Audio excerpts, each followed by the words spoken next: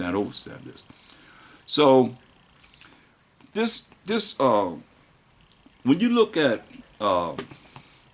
this worship of Baal, it's dealing with sexual rituals and so forth, prostitution and all kind of madness of sorts, dealing with being free. We have rules and regulations. We got laws, statutes, commandments that we have to deal with, and dealing with the Most High's laws, you know what I mean? And this is kind of like what we were dealing with in these rituals of sexual inordinance and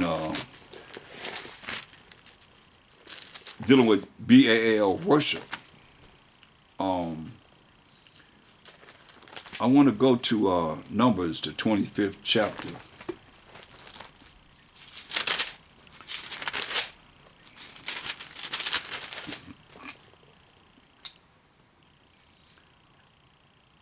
Look at verse 1. And Israel abode in Shittim, and the people began to commit whoredom, you see, with the daughters of Moab. Remember what the Most High told us, just in case you didn't know, you're going to know now, because, our attention span could be like, boop, we forget. But he told us in Deuteronomy 7 and 3, he said, neither shalt thou make marriages with them, these other nations. Thy daughters thou shalt not give unto his son, nor his daughter shalt thou take unto thy son. For they will turn away thy son from following me, that they may serve other gods. So will the anger of the Most High be kindled against you and destroy thee suddenly. So these are the things that we did. And not only that, when you go into, since it's talking about the whoredoms with the daughters of Moab, when you go into Ezra in the Apocrypha, we see the same old. Ain't nothing new under the sun, man. Here we go, doing the same things. Go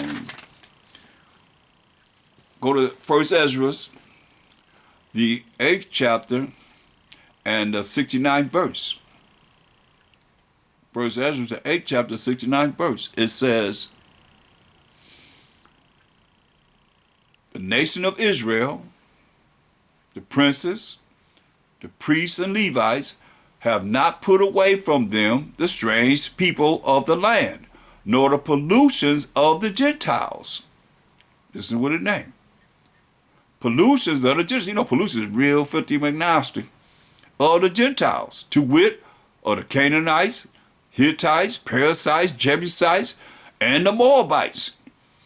See, there they are right there, the Moabites, indigenous or aboriginal Chinese people, Egyptians and Edomites, for both they and their sons have married with their daughters, and the holy seed is mixed. I like to say mixed.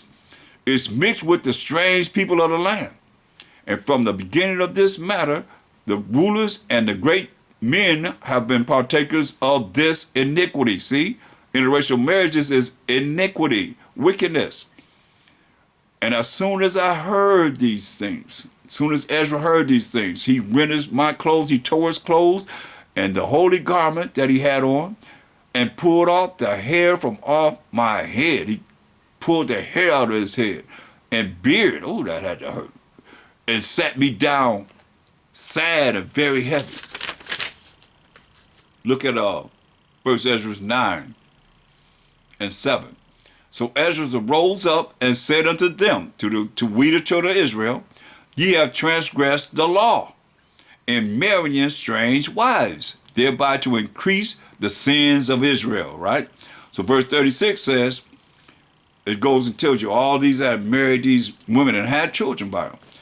Verse 36 says, all these had taken strange wives, these other nations' wives, and they put them away with their children. See? They put them away with their children. So going back to Numbers 25 and 1, and Israel abode in Shittim, and the people began to commit whoredom with the daughters of Moab, as we just read. Pollution of the Gentiles, and Moab was part of that. And they called the people unto the sacrifices of their gods, just like he said he was going to do. They called the people to the sacrifices of their gods. And the people did eat and bowed down to their gods. When the Most High told us, just in case you forgot, in Exodus the 20th chapter, in the law, the 10 commandments are here. He said, let's start at 1. And the Most High spake all these words, saying, I am the Most High, thy power, your power, 12 tribes of Israel, which have brought thee out of the land of Egypt, out of the house of bondage, out of the house of slavery, captivity, and bondage. Thou shalt have no other gods, no other idols before me. Thou shalt not make unto thee any graven image or any likeness of anything that is in heaven above, or that is in the earth beneath, or that is in the water under the earth. This is key right here. He said, whatever it is that you can see tangible with your eyes, thou shalt not bow down thyself to them. This is what we're doing as we reading. Nor serve them. This is what we're doing as we've been reading. For I, the Most High, thy power, am a jealous power. You see, Haman wanted us to bow down to him and reverence him. No matter what it is, thou shalt not bow down thyself to them. Ain't nothing tangible you can see. The best thing I can tell you is close your eyes when you see darkness, because the Most High dwell in thick darkness. Ain't nothing you can say you bow down to when you close your eyes and see darkness, because he's an invisible power.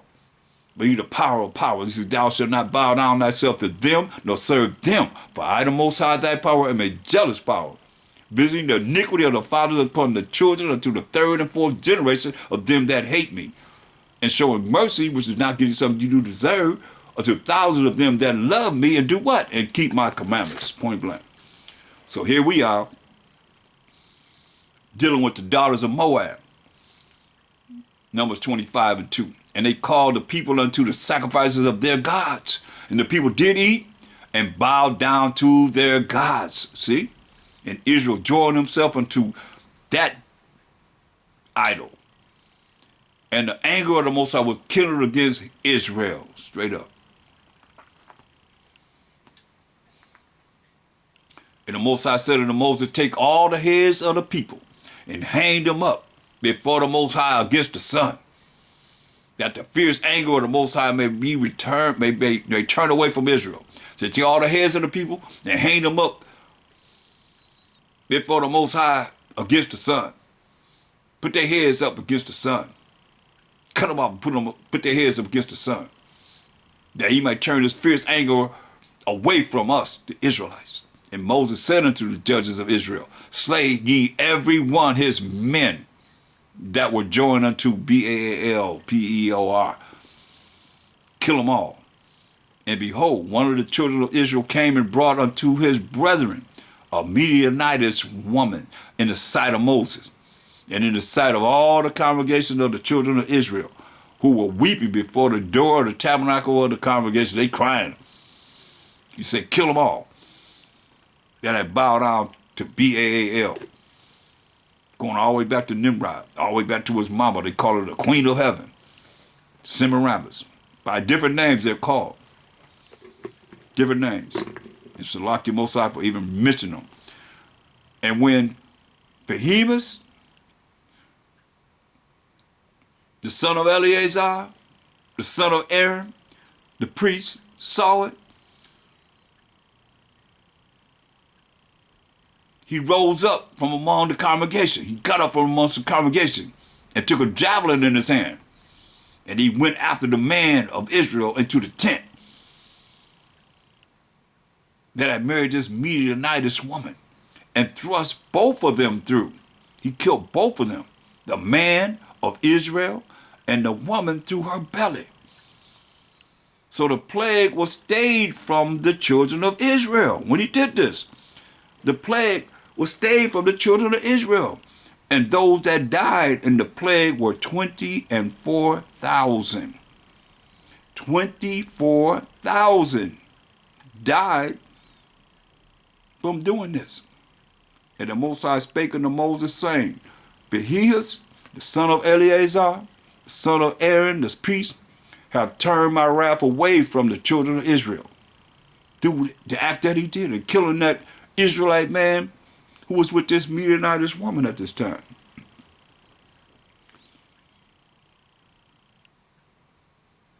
While he was zealous for my sake among them, that I consume not the children of Israel in my jealousy. He done killed 24,000. He's talking about, hey, that he ain't continue to kill us. More and more and more people. Wherefore say, behold, I give unto him my covenant of peace. Hear that? Tell him for doing this, I give him my covenant of peace. This your Most High? This your God?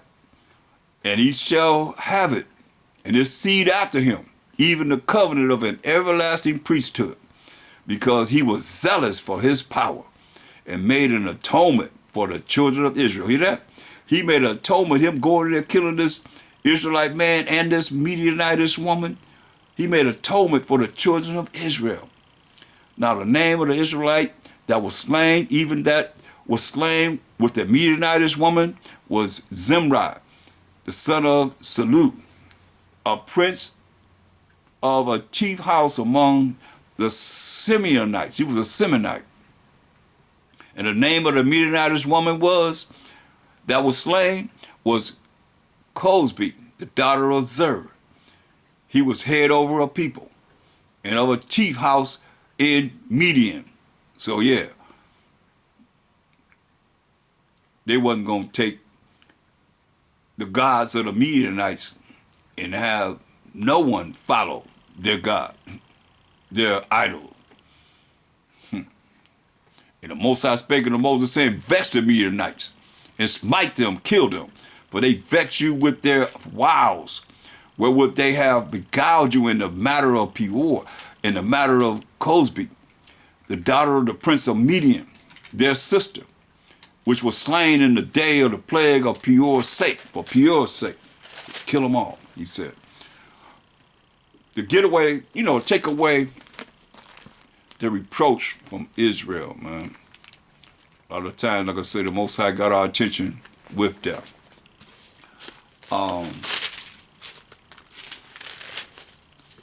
Let's look at King Solomon. Go to 1 Kings 11 chapter, verse 1. But King Solomon loved many strange women. These strange women are these women of other nations, together with the daughter of Pharaoh, the Egyptians, women of the Moabites, so-called, these are indigenous, Chinese, Ammonites, Japanese, Edomites, so-called Caucasian, also called Zidonians, and Hittites, Hamites, Africans, so-called. Of the nations concerning, of the nation concerning which the Most High said unto the children of Israel, ye shall not go into them. We read that at least twice, at least maybe a few times, in Deuteronomy 7 and 3, in the law. Of the nations concerning which the Most High said unto the children of Israel, who we are, ye shall not go into them, neither shall they come in unto you. But surely they will turn away your heart, which is your mind, away from the Most High after their gods. Solomon clave unto these in love. Don't get it twisted. Verse 1 says, but King Solomon loved many strange women, right? And he has 700 wives, princesses, and 300 concubines. And his wives turned away his heart. You see? For it came to pass when Solomon was old, that his wives turned away his heart after other gods. As the Most High said, it would happen when you get with these other nations. And his heart was not perfect with the Most High, his power, as was the heart of David, his father, as was the mind of David, his father. So Solomon went after Ashtoreth, the goddess of the Zidonians, and after Milcom, the abomination of the Ammonites. And Solomon did evil in the sight of the Most High, and went not fully after the Most High, as did David his father. It's evil to deal with these other nations' gods, idols. Then did Solomon build an high place for Shamash, the abomination of Moab, in the hill that is before Jerusalem, and for Molech, the abomination of the children of Ammon. So what do you think everybody else doing? While he's making all these idol temples and so forth, he the king. Everybody say they're going to follow the king. You know, I mean, as much as we've been looking at how we did it without seeing it happen. We built the calf and so forth. Worshiped the calf.